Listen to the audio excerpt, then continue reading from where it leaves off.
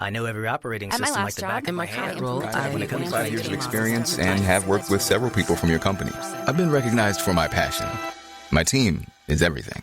LinkedIn delivers candidates who rise above the rest. With an up-to-date view into shared connections, skills, and interests you won't find anywhere else. See why 86% of small businesses who post a job on LinkedIn get a qualified candidate within a day. Post a job for free at linkedin.com/achieve. LinkedIn, your next great hire is here.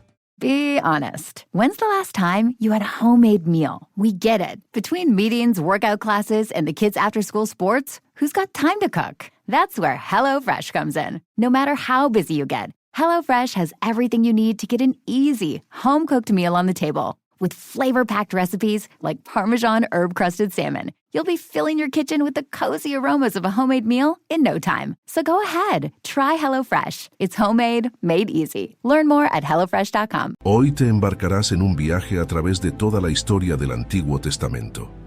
Este recorrido revelará las Escrituras en profundidad y te permitirá conocer la rica historia del pueblo de Dios. Si te quedas conmigo hasta el final, te aseguro que serás iluminado con la sabiduría de la palabra de Dios y comprenderás plenamente su plan redentor. Antes de que el tiempo comenzara, solo existía Dios. Su existencia es eterna, sin origen ni fin. Dios no fue creado. Él es el creador de todas las cosas. No pasó a existir. Él es el Padre de la eternidad. La eternidad misma es un atributo exclusivo de Dios. En el principio, Dios creó los cielos y la tierra. En un despliegue asombroso de poder y creatividad, Dios habló y el universo tomó forma. La luz se separó de la oscuridad, los mares y la tierra firme se establecieron, y la vida comenzó a llenar cada rincón del nuevo mundo. En 6 días, Dios creó todo lo que existe, y vio que todo era bueno. En Génesis 1:1 se narra: en el principio creó Dios los cielos y la tierra. En el 6º día, Dios formó al primer hombre, Adán, del polvo de la tierra, y sopló en él aliento de vida, dándole no solo existencia, sino también un espíritu viviente capaz de relacionarse con su Creador. Para acompañarlo, Dios creó a Eva a partir de una costilla de Adán. Juntos vivieron en el jardín del Edén, un paraíso de abundancia y paz donde caminaban en perfecta comunión con su Creador. En Génesis 2:7 se narra: entonces Dios formó al hombre del polvo de la tierra y sopló en su nariz aliento de vida, y fue el hombre un ser viviente. Dios les dio una sola advertencia: no debían comer del árbol del conocimiento del bien y del mal. Trágicamente, la serpiente, astuta y engañosa, persuadió a Eva para que desobedeciera a Dios, y ella compartió el fruto prohibido con Adán. En ese momento, la inocencia se perdió y el pecado entró en el mundo. La desobediencia de Adán y Eva tuvo consecuencias devastadoras. Se dieron cuenta de su desnudez y sintieron vergüenza por primera vez. Dios, en su justicia, los expulsó del jardín del Edén para que no comieran del árbol de la vida y vivieran para siempre en su estado caído. Sin embargo, incluso en este acto de juicio, Dios mostró misericordia, proveyéndoles ropa para cubrir su desnudez y prometiendo que un día enviaría a alguien para redimir a la humanidad. En Génesis 3:21 se narra: y Dios hizo al hombre y a su mujer túnicas de pieles y los vistió.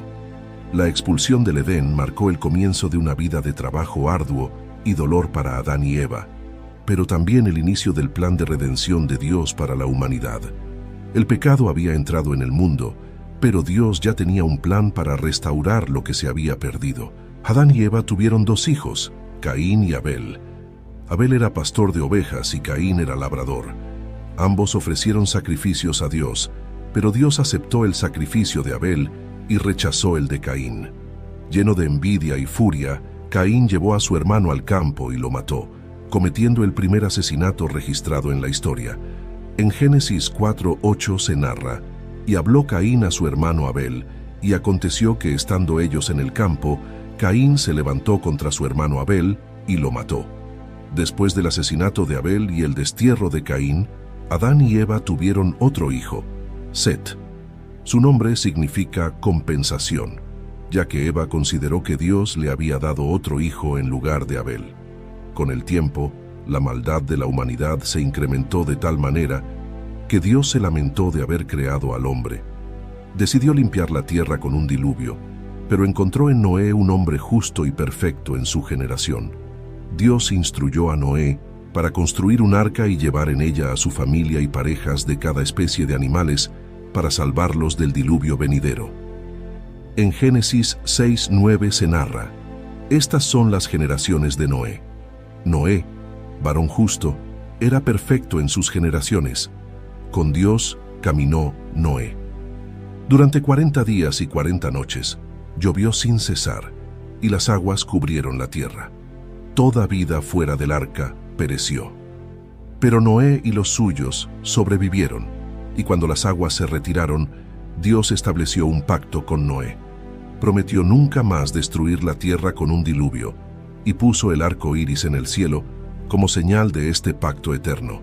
En Génesis 9:13 se narra: mi arco he puesto en las nubes, el cual será por señal del pacto entre mí y la tierra.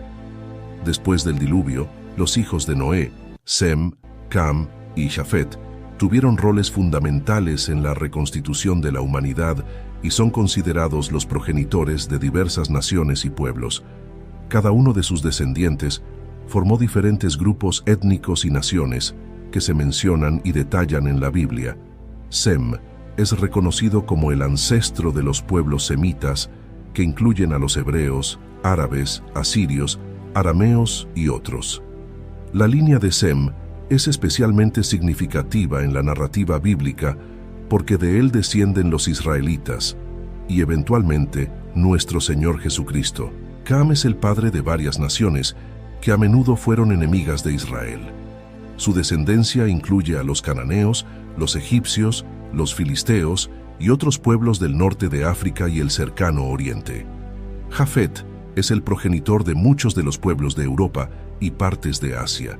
Después del diluvio, los descendientes de Noé se multiplicaron y comenzaron a poblar la tierra. Llegaron a la llanura de Sinar y decidieron construir una ciudad con una torre que llegara hasta el cielo. Su objetivo era hacerse un nombre y evitar ser esparcidos por toda la tierra. En Génesis 11:4 se narra: y dijeron, vamos, edifiquémonos una ciudad y una torre cuya cúspide llegue al cielo, y hagámonos un nombre, por si fuéremos esparcidos sobre la faz de toda la tierra. Dios, viendo su arrogancia y el peligro de su unidad en el mal, decidió confundir su lenguaje para que no pudieran entenderse entre sí. De este modo, los esparció por toda la tierra, y la ciudad fue llamada Babel, porque allí Dios confundió el lenguaje de toda la tierra. En este punto de la historia, Dios comienza a trabajar de una manera especial a través de un hombre llamado Abram, quien vivía en la tierra de Ur de los Caldeos. Dios le habló, llamándolo a dejar su tierra natal y su familia para ir a una tierra que él le mostraría. Este llamado fue acompañado de una promesa extraordinaria. Dios haría de Abram una gran nación, lo bendeciría y a través de él todas las familias de la tierra serían bendecidas. En Génesis 12:1-2 se narra: Dios había dicho a Abram, vete de tu tierra y de tu parentela, y de la casa de tu padre, a la tierra que te mostraré. Y haré de ti una nación grande, y te bendeciré, y engrandeceré tu nombre, y serás bendición. Abram, en obediencia a la voz de Dios, dejó su tierra y su parentela, y se dirigió a la tierra de Canaán. Este acto de fe fue monumental, ya que Abram no sabía exactamente a dónde iba, ni cómo se cumplirían las promesas de Dios. Su fe y obediencia fueron recompensadas con la promesa de que se convertiría en el padre de una gran nación. A lo largo de su vida, Dios reiteró y amplió sus promesas a Abram. Estas promesas incluían la posesión de la tierra de Canaán, una descendencia numerosa y la bendición a través de él para todas las naciones de la tierra. Dios cambió su nombre de Abram a Abraham, que significa padre de multitudes, y el de su esposa de Sarai a Sara. En Génesis 15:5-6 se narra: y lo llevó fuera y le dijo, mira ahora los cielos y cuenta las estrellas, si las puedes contar. Y le dijo, así será tu descendencia. Y creyó a Dios, y le fue contado por justicia. Estas promesas fueron selladas con un pacto, y la señal de este pacto fue la circuncisión. Este pacto no solo confirmó las promesas de Dios a Abraham, sino que también estableció una relación especial y exclusiva entre Dios y los descendientes de Abraham. A pesar de las promesas de Dios, Sara, no podía concebir, y con el tiempo ofreció a su sierva egipcia, Agar, a Abraham para que tuviera un hijo con ella. Esta decisión fue una mezcla de desesperación y falta de fe en la promesa de Dios de darles un hijo. Agar concibió y dio a luz a Ismael.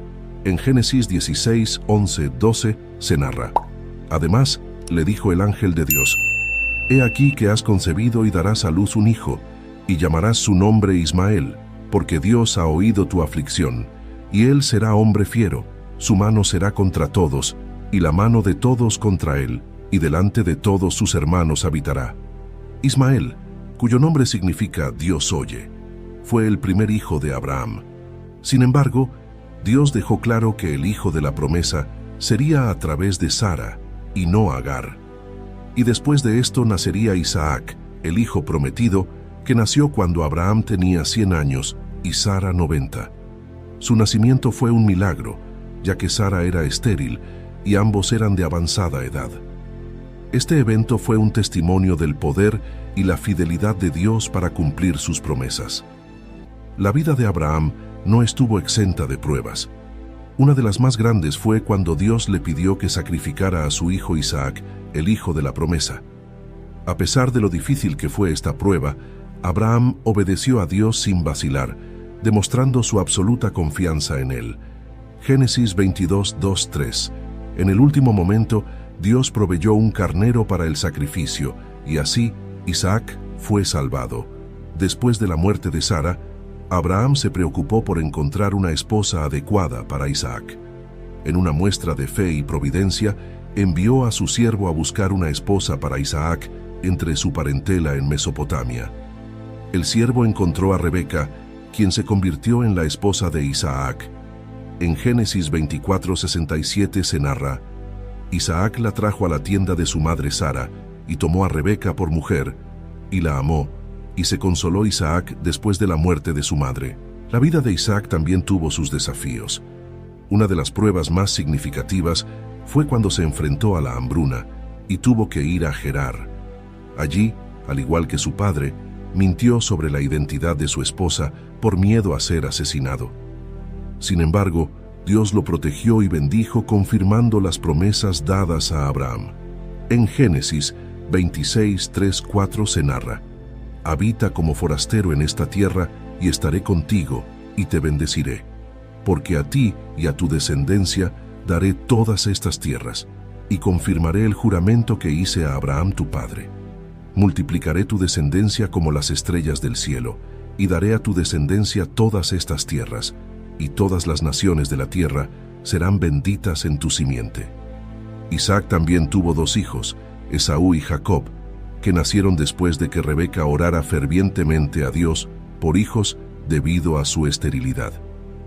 Esta oración muestra la fe y la dependencia de Rebeca en Dios. Jacob y Esaú eran gemelos, pero desde el nacimiento, Jacob mostró una naturaleza competitiva. Su nombre significa suplantador, porque nació agarrando el talón de su hermano Esaú. Esta característica definiría gran parte de su vida, ya que Jacob constantemente luchó por la primogenitura y la bendición de su padre. En Génesis 25:23 se narra: Dios le respondió: 2 naciones hay en tu seno, y 2 pueblos serán divididos desde tus entrañas. El un pueblo será más fuerte que el otro pueblo, y el mayor servirá al menor. Jacob, con la ayuda de su madre Rebeca, engañó a su padre Isaac para recibir la bendición destinada a Esaú. Este engaño llevó a un conflicto familiar y a la ira de Esaú, quien planeaba matar a Jacob. Por esta razón, Jacob huyó a la casa de su tío Labán en Harán. En Génesis 27:41 se narra: Y aborreció Esaú a Jacob por la bendición con que su padre le había bendecido, y dijo en su corazón: Llegarán los días del luto de mi padre, y yo mataré a mi hermano Jacob. En su huida, Jacob tuvo un sueño en Betel donde vio una escalera que llegaba al cielo con ángeles subiendo y bajando por ella.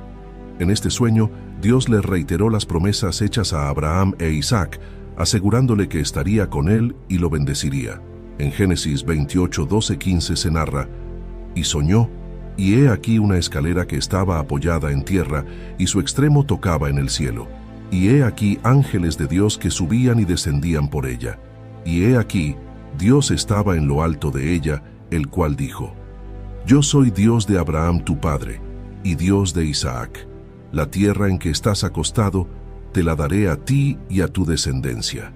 Será tu descendencia como el polvo de la tierra, y te extenderás al occidente, al oriente, al norte y al sur. Y todas las familias de la tierra serán benditas en ti y en tu simiente. He aquí, yo estoy contigo, y te guardaré por donde quiera que fueres, y volveré a traerte a esta tierra, porque no te dejaré hasta que haya hecho lo que te he dicho». En Harán, Jacob se enamoró de Raquel, la hija menor de Labán, y acordó trabajar 7 años para casarse con ella.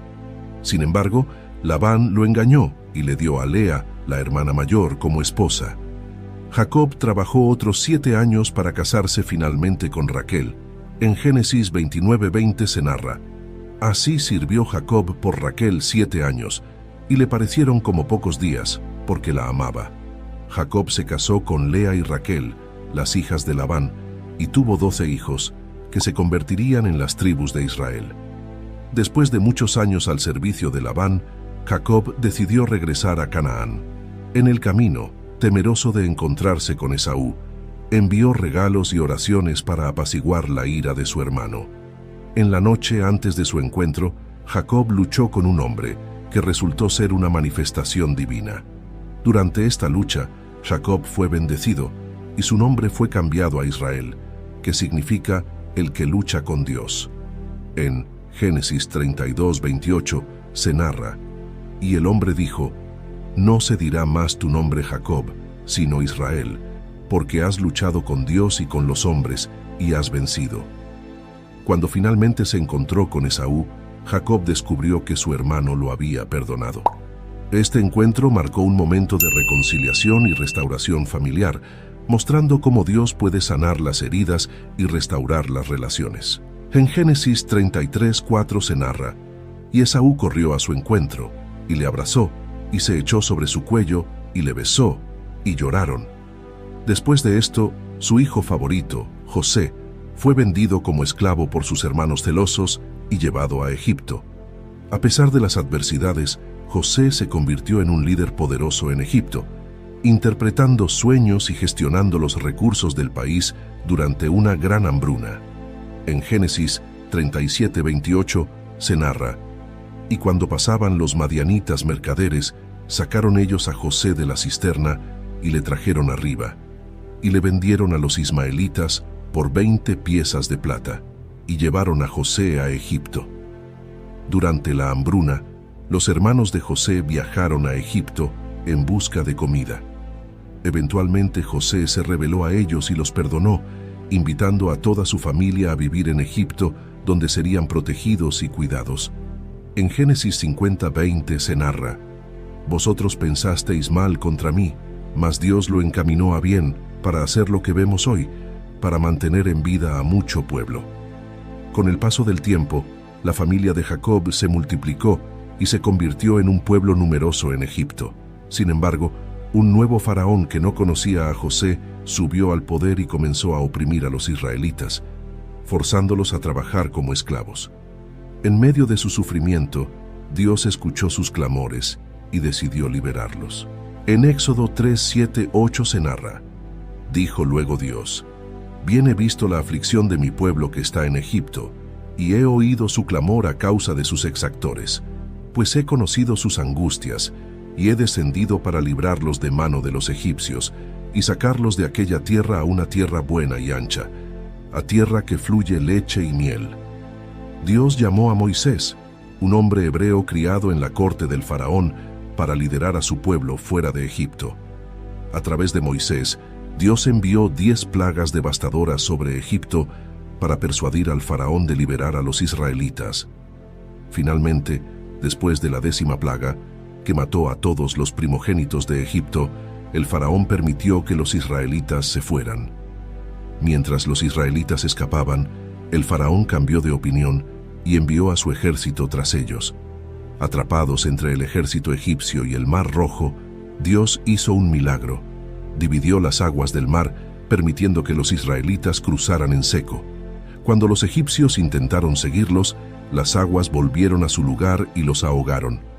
En Éxodo 14, 21, 22 se narra: «Y extendió Moisés su mano sobre el mar, e hizo Dios que el mar se retirase por recio viento oriental toda aquella noche. Y tornó el mar en seco, y las aguas quedaron divididas. Entonces los hijos de Israel entraron por en medio del mar en seco, teniendo las aguas como muro a su derecha y a su izquierda».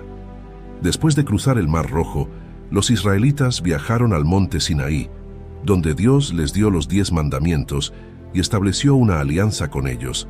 Esta alianza formó la base de su relación con Dios y su identidad como pueblo elegido.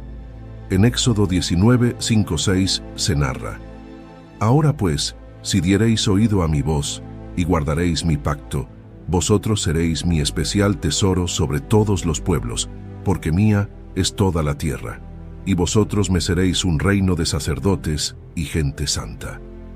Después de la muerte de Moisés, Josué fue elegido por Dios para liderar a los israelitas en la conquista de la tierra prometida. Josué había sido el asistente fiel de Moisés y un valiente guerrero. Su primera gran tarea fue cruzar el río Jordán y comenzar la conquista de Canaán. En Josué 1, 2, 3 se narra: «Mi siervo Moisés ha muerto. Ahora pues levántate y pasa este Jordán, tú y todo este pueblo, a la tierra que yo les doy a los hijos de Israel.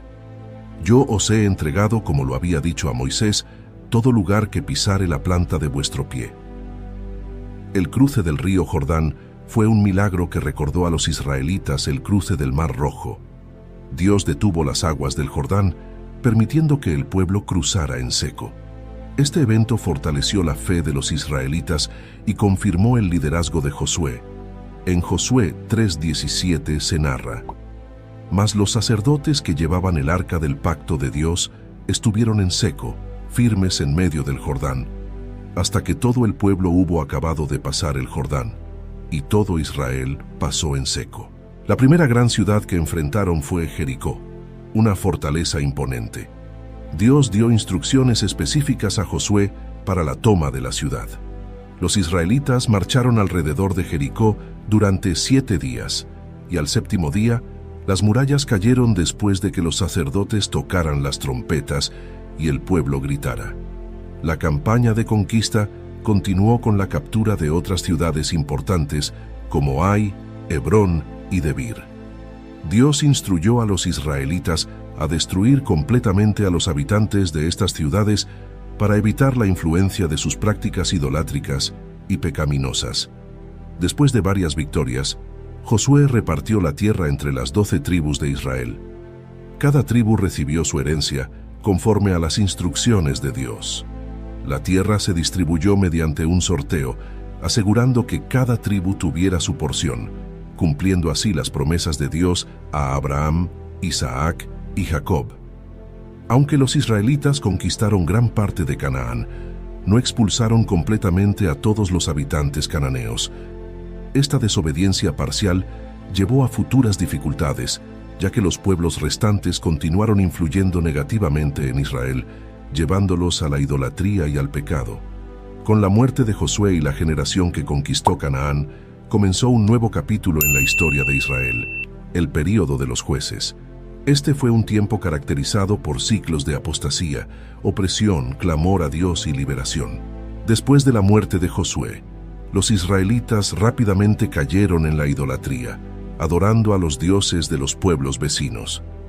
Esta infidelidad llevó a la opresión por parte de diversas naciones, que Dios permitió como castigo por su desobediencia. En Jueces 2, 11, 12 se narra: «Y los hijos de Israel hicieron lo malo ante los ojos de Dios y sirvieron a los Baales. Dejaron a Dios, el Dios de sus padres, que los había sacado de la tierra de Egipto, y se fueron tras otros dioses, los dioses de los pueblos que estaban en sus alrededores, a los cuales adoraron, y provocaron a ira a Dios. En su angustia, los israelitas clamaban a Dios por liberación. En respuesta, Dios levantaba jueces, líderes carismáticos y militares que guiaban al pueblo a la victoria sobre sus opresores y restauraban la paz temporal. En Jueces 2:16 se narra: «Y Dios levantó jueces que los librasen de mano de los que les despojaban». Unos de los jueces principales son Otoniel, el primer juez de Israel quien liberó al pueblo de la opresión de Cusán-Risataim, rey de Mesopotamia. Ehud, un juez zurdo que liberó a Israel de la opresión de Eglón, rey de Moab, con un audaz asesinato. Débora, la única juez mujer quien junto con Barak liberó a Israel de la opresión de Jabín, rey de Canaán.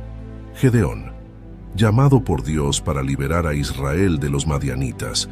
Con un pequeño ejército de 300 hombres, Gedeón derrotó al ejército de Madián mediante una estrategia divinamente inspirada.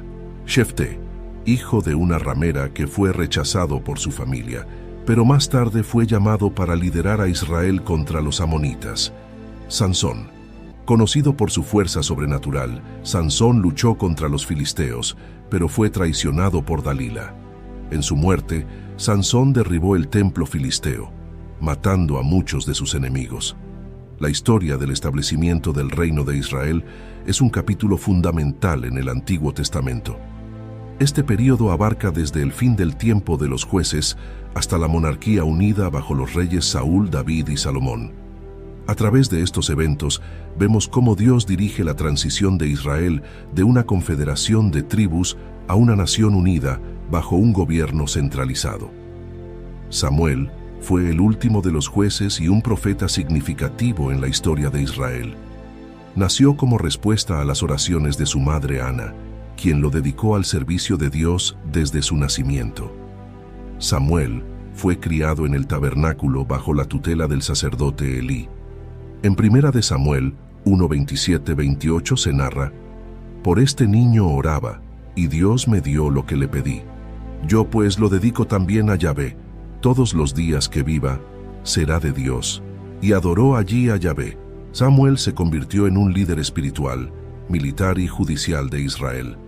Su integridad y devoción a Dios le ganaron el respeto del pueblo. Sin embargo, los israelitas comenzaron a demandar un rey para que los gobernara como las demás naciones, lo que marcó el fin del periodo de los jueces.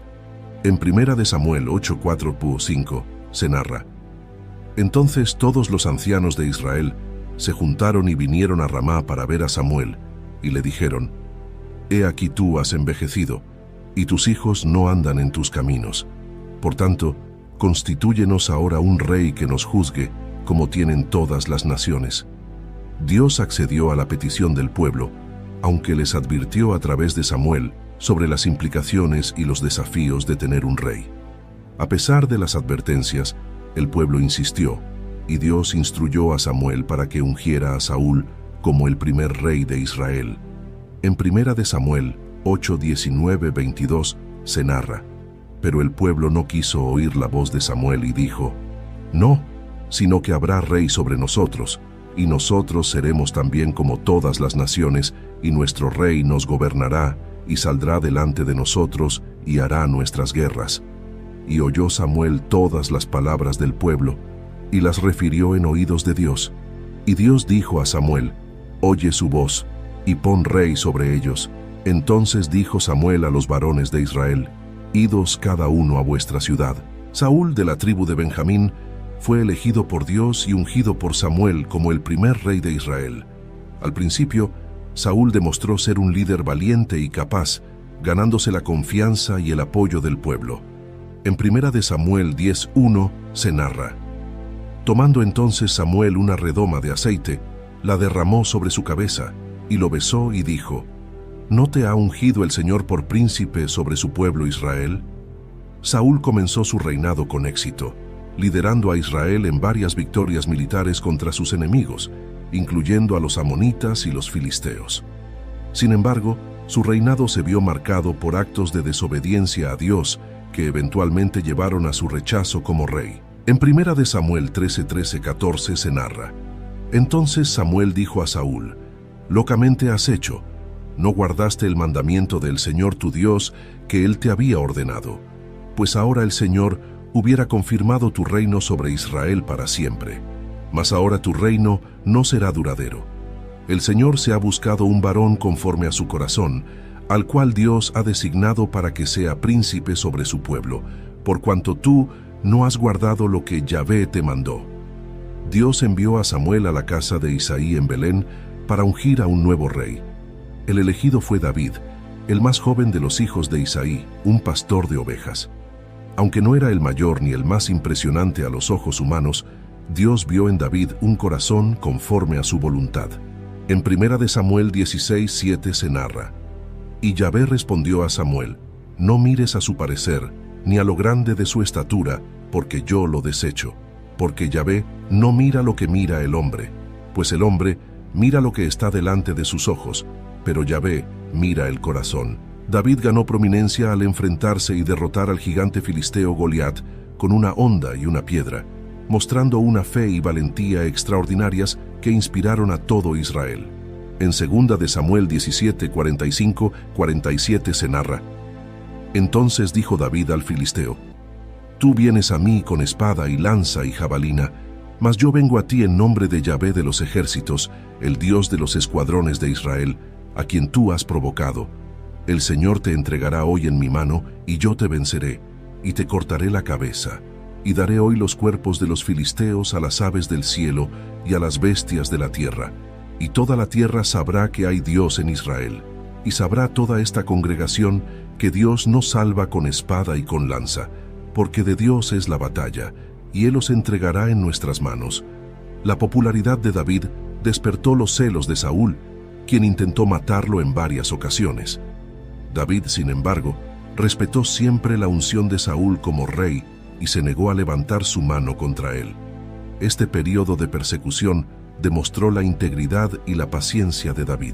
En 2 Samuel 24:10 se narra: He aquí, hoy han visto tus ojos cómo Yahvé te ha puesto hoy en mis manos en la cueva, y me dijeron que te matase, pero te perdoné, porque dije: No extenderé mi mano contra mi Señor, porque Él es el ungido del Señor. Después de la muerte de Saúl en batalla, David fue proclamado rey de Judá, y más tarde, de todo Israel. Estableció Jerusalén como la capital del reino, y trasladó allí el arca del pacto, unificando a la nación tanto política como espiritualmente. En 2 Samuel 5:3 se narra: Vinieron pues todos los ancianos de Israel al rey en Hebrón, y el rey David hizo pacto con ellos en Hebrón delante de Dios, y ungieron a David por rey sobre Israel. David fue un rey guerrero que extendió las fronteras de Israel. Sin embargo, también tuvo fallos significativos, como su pecado con Betsabé y el asesinato de Urías, lo que trajo consecuencias graves para su familia y su reino. En 2 Samuel 12:9-10 se narra: ¿Por qué, pues, tuviste en poco la palabra de Dios, haciendo lo malo delante de sus ojos? A Urías heteo heriste a espada, y tomaste por mujer a su mujer, y a él lo mataste con la espada de los hijos de Amón. Por lo cual ahora no se apartará jamás de tu casa la espada, por cuanto me menospreciaste, y tomaste la mujer de Urías heteo para que fuese tu mujer. Salomón, hijo de David y Betsabé, ascendió al trono tras la muerte de su padre. Conocido por su sabiduría, Salomón pidió a Dios entendimiento para gobernar a su pueblo, y Dios le concedió sabiduría, riqueza y honor. En 1 de Reyes 3:9-12 se narra: Da pues a tu siervo corazón entendido, para juzgar a tu pueblo, y para discernir entre lo bueno y lo malo, porque ¿quién podrá gobernar tu pueblo tan grande? Y agradó delante del Señor que Salomón pidiese esto, y le dijo Dios: porque has demandado esto, y no pediste para ti muchos días, ni pediste para ti riquezas, ni pediste la vida de tus enemigos, sino que demandaste para ti inteligencia para oír juicio. He aquí lo he hecho conforme a tus palabras. He aquí que te he dado corazón sabio y entendido, tanto que no ha habido antes de ti otro como tú, ni después de ti se levantará otro como tú. Uno de los mayores logros de Salomón fue la construcción del templo en Jerusalén, un lugar permanente para la adoración de Dios y el sacrificio. Este templo se convirtió en el centro religioso y espiritual de Israel. En Primera de Reyes 6:1 se narra: en el año 480, después que los hijos de Israel salieron de la tierra de Egipto, en el 4.º año del reinado de Salomón sobre Israel, en el mes de Sif, que es el segundo mes, comenzó él a edificar la casa de Dios. Durante el reinado de Salomón, Israel experimentó un periodo de gran prosperidad, comercio e influencia internacional. Sin embargo, Salomón también tuvo sus fallos, especialmente al tomar muchas esposas extranjeras que lo llevaron a la idolatría. Esta desobediencia causó la decadencia espiritual de Israel y preparó el escenario para la división del reino. En Primera de Reyes 11:4 se narra: y cuando Salomón era ya viejo, sus mujeres inclinaron su corazón tras dioses ajenos, y su corazón no era perfecto con el Señor su Dios, como el corazón de David su padre. Después de la muerte de Salomón, el reino se dividió en dos: el reino del norte, conocido como Israel, y el reino del sur, conocido como Judá. Esta división resultó de la desobediencia de Salomón y las políticas opresivas de su hijo Roboam. Tras la muerte de Salomón, su hijo Roboam ascendió al trono. Sin embargo, su falta de sabiduría y su negativa a aligerar la carga tributaria provocaron la rebelión de las 10 tribus del norte, que eligieron a Jeroboam como su rey. Así, el reino se dividió en dos: el reino del norte, Israel, con su capital en Samaria, y el reino del sur, Judá, con su capital en Jerusalén. En Primera de Reyes 12:16 se narra: cuando todo Israel vio que el rey no les había oído, respondió el pueblo al rey diciendo: ¿qué parte tenemos nosotros con David? No tenemos heredad en el hijo de Isaí. Israel, a tus tiendas, provee ahora David a tu casa. Y el pueblo de Israel se fue a sus tiendas. Israel, el reino del norte, tuvo una sucesión de reyes, muchos de los cuales llevaron al pueblo a la idolatría y al pecado. Entre los más destacados se encuentran Jeroboam I. Estableció ídolos en Betel y Dan para evitar que la gente fuera a Jerusalén a adorar. En Primera de Reyes 12:28-30 se narra: y habiendo tomado consejo, hizo el rey 2 becerros de oro, y dijo al pueblo: bastante habéis subido a Jerusalén. He aquí tus dioses, oh Israel, los cuales te hicieron subir de la tierra de Egipto. Y puso uno en Betel, y el otro en Dan. Y esto fue causa de pecado, porque el pueblo iba a adorar delante de uno hasta Dan. Acab y Jezabel. Acab, influenciado por su esposa Jezabel, promovió la adoración a Baal y persiguió a los profetas de Dios. En Primera de Reyes 16:30-31 se narra: y Acab, hijo de Omri, hizo lo malo ante los ojos de Yahvé, más que todos los que reinaron antes de él. Porque le fue ligera cosa andar en los pecados de Jeroboam, hijo de Nabat, y tomó por mujer a Jezabel, hija de Et-Baal, rey de los Sidonios, y fue y sirvió a Baal, y lo adoró. Judá, el reino del sur, tuvo algunos reyes piadosos que intentaron reformar el culto y traer al pueblo de vuelta a Dios. Entre los más destacados se encuentran Asa. Llevó a cabo reformas religiosas y removió los ídolos. En Primera de Reyes 15:11 se narra: Asa hizo lo recto ante los ojos de Dios, como David su padre. Josafat continuó con las reformas de Asa y fortaleció a Judá espiritualmente.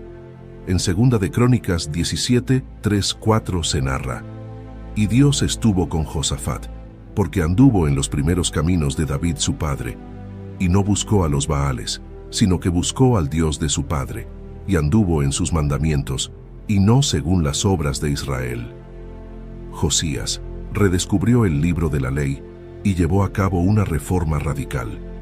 En Segunda de Reyes 23:25 se narra: no hubo otro rey antes de él que se convirtiese a el Señor de todo su corazón, de toda su alma y de todas sus fuerzas, conforme a toda la ley de Moisés, ni después de él nació otro igual. Durante este tiempo, Dios levantó profetas para advertir, exhortar y consolar a su pueblo. los profetas desempeñaron un papel crucial en llamar a Israel y Judá al arrepentimiento y advertirles de las consecuencias de su pecado. Elías, uno de los profetas más poderosos y temidos, enfrentó directamente a Acab y Jezabel. Su vida estuvo marcada por milagros, como la resurrección del hijo de la viuda de Sarepta y el desafío a los profetas de Baal en el monte Carmelo. En Primera de Reyes 18, 36-39 se narra: Cuando llegó la hora de ofrecerse el holocausto, se acercó el profeta Elías y dijo: Jehová Dios de Abraham, de Isaac y de Israel, sea hoy manifiesto que tú eres Dios en Israel, y que yo soy tu siervo, y que por mandato tuyo he hecho todas estas cosas. Respóndeme, Señor, respóndeme, para que conozca este pueblo que tú, oh Dios, eres el Dios, y que tú vuelves a ti el corazón de ellos.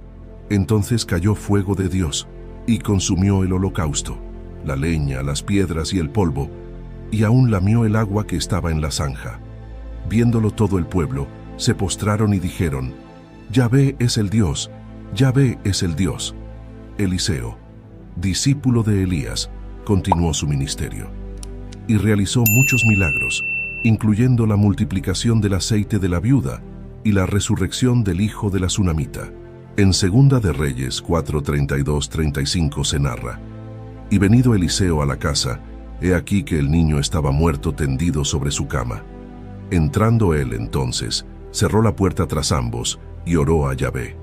Después subió y se tendió sobre el niño, poniendo su boca sobre la boca de él, sus ojos sobre sus ojos y sus manos sobre las manos suyas. Así se tendió sobre él, y el cuerpo del niño entró en calor. Volviéndose luego, se paseó por la casa de una parte a otra, y después subió y se tendió sobre él nuevamente. Y el niño estornudó 7 veces y abrió sus ojos. Isaías proclamó mensajes de juicio y esperanza, prediciendo la venida del Mesías. En Isaías 9 se narra: Porque un niño nos es nacido, hijo nos es dado, y el principado sobre su hombro.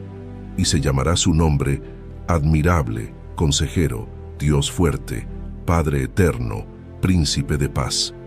Jeremías, llamado el profeta llorón, advirtió sobre la inminente destrucción de Jerusalén y el exilio a Babilonia. En Jeremías 29:10-11 se narra: Porque así dijo Yahvé: Cuando en Babilonia se cumplan los 70 años, yo os visitaré, y despertaré sobre vosotros mi buena palabra, para haceros volver a este lugar. Porque yo sé los pensamientos que tengo acerca de vosotros, dice Yahvé, pensamientos de paz y no de mal, para daros el fin que esperáis. Ezequiel, exiliado en Babilonia, tuvo visiones de la restauración de Israel y la gloria futura del templo. En Ezequiel 36:24-27 se narra: Y os tomaré de las naciones, y os recogeré de todas las tierras, y os traeré a vuestro país. Esparciré sobre vosotros agua limpia, y seréis limpiados de todas vuestras inmundicias, y de todos vuestros ídolos os limpiaré. Os daré corazón nuevo, y pondré espíritu nuevo dentro de vosotros, y quitaré de vuestra carne el corazón de piedra, y os daré un corazón de carne. Y pondré dentro de vosotros mi espíritu, y haré que andéis en mis estatutos, y guardéis mis preceptos y los pongáis por obra. Oseas usó su matrimonio con una mujer infiel como una metáfora del amor de Dios por Israel, a pesar de su infidelidad. En Oseas 3:1 se narra: Me dijo otra vez Yahvé: Ve, ama a una mujer amada de su compañero, aunque adúltera, como el amor de Yahvé para con los hijos de Israel, los cuales miran a dioses ajenos y aman tortas de pasas. Amós condenó la injusticia social y la hipocresía religiosa de Israel. En Amós 5:24 se narra: Pero corra el juicio como las aguas y la justicia como impetuoso arroyo. Miqueas predijo la caída de Samaria y Jerusalén, y también profetizó sobre el nacimiento del Mesías en Belén. En Miqueas 5:2 se narra: Pero tú, Belén Efrata, pequeña para estar entre las familias de Judá, de ti me saldrá el que será Señor en Israel, y sus salidas son desde el principio, desde los días de la eternidad. A pesar de las advertencias de los profetas, tanto Israel como Judá continuaron en su camino de idolatría y desobediencia. Finalmente, Dios permitió que las naciones enemigas conquistaran a su pueblo como juicio por su pecado. El reino del norte, Israel, fue conquistado por Asiria en 722 a.C. y sus habitantes fueron llevados al exilio. En Segunda de Reyes 17:6 se narra: en el año 9 de Oseas, el rey de Asiria tomó Samaria y llevó a Israel cautivo a Asiria y los puso en Jalá y en Abor junto al río Gozán y en las ciudades de los medos. Judá, el reino del sur, sobrevivió por más tiempo, pero finalmente también cayó debido a su pecado. En el año 586 a.C., los babilonios, bajo el liderazgo de Nabucodonosor, conquistaron Jerusalén, destruyeron el templo y llevaron a muchos de los judíos al exilio en Babilonia. En Segunda de Reyes 25, 8, 9 se narra: en el mes quinto, a los 7 días del mes, que era el año 19 del rey Nabucodonosor, rey de Babilonia, vino a Jerusalén Nabuzaradán, capitán de la guardia, siervo del rey de Babilonia, y quemó la casa de Yahvé, y la casa del rey, y todas las casas de Jerusalén, y todas las casas de los grandes quemó a fuego. Durante el exilio en Babilonia, los judíos enfrentaron la tarea de mantener su identidad y fe en un entorno pagano. Profetas como Ezequiel y Daniel jugaron un papel crucial en mantener viva la esperanza y la fe del pueblo. En Jeremías 29, 10, 11 se narra: porque así dijo Yahvé: cuando en Babilonia se cumplan los 70 años, yo os visitaré y despertaré sobre vosotros mi buena palabra, para haceros volver a este lugar. Porque yo sé los pensamientos que tengo acerca de vosotros, dice Jehová, pensamientos de paz y no de mal, para daros el fin que esperáis. Después de 70 años en el exilio, Dios movió el corazón de Ciro, rey de Persia, para permitir que los judíos regresaran a su tierra y reconstruyeran el templo. Este decreto marcó el inicio del retorno y la restauración de Jerusalén. En Esdras 1:1-3 se narra: en el primer año de Ciro, rey de Persia, para que se cumpliese la palabra de Yahvé por boca de Jeremías, despertó Yahvé el espíritu de Ciro, rey de Persia, el cual hizo pasar pregón por todo su reino, y también por escrito, diciendo: así dice Ciro, rey de Persia: Yahvé, el Dios de los cielos, me ha dado todos los reinos de la tierra, y me ha mandado que le edifique casa en Jerusalén, que está en Judá. Quien haya entre vosotros de todo su pueblo, sea Dios con él, y suba a Jerusalén, que está en Judá, y edifique la casa a Yahvé, Dios de Israel, él es el Dios, la cual está en Jerusalén. Bajo el liderazgo de Zorobabel y Jesúa, el sumo sacerdote, los primeros exiliados que regresaron comenzaron a reconstruir el templo. Aunque enfrentaron oposición y dificultades, perseveraron y finalmente completaron la obra en el año 516 a.C. En Esdras 6, 14, 15 se narra: y los ancianos de los judíos edificaban y prosperaban, conforme a la profecía del profeta Ageo y de Zacarías, hijo de Iddo. Edificaron, pues, y terminaron, por mandato del Dios de Israel, y por mandato de Ciro, de Darío, y de Artajerjes, rey de Persia. Y esta casa fue terminada el tercer día del mes de Adar, que era el 6º año del reinado del rey Darío. Con la reconstrucción del templo, los judíos también renovaron su compromiso con Dios y su pacto. Bajo el liderazgo de Esdras, hubo una renovación espiritual y un retorno a la observancia de la ley de Dios. En Esdras 7:10 se narra: porque Esdras había preparado su corazón para inquirir la ley de Dios y para cumplirla, y para enseñar en Israel sus estatutos y decretos. Más tarde, Nehemías, un judío que servía como copero del rey Artajerjes de Persia, recibió permiso para regresar a Jerusalén y reconstruir las murallas de la ciudad. Esta tarea no solo restauró la seguridad de Jerusalén, sino que también renovó la identidad nacional y espiritual del pueblo. En Nehemías 2:17 se narra: les dije pues, vosotros veis el mal en que estamos, que Jerusalén está desierta, y sus puertas consumidas por el fuego. Venid, y edifiquemos el muro de Jerusalén, y no estemos más en oprobio.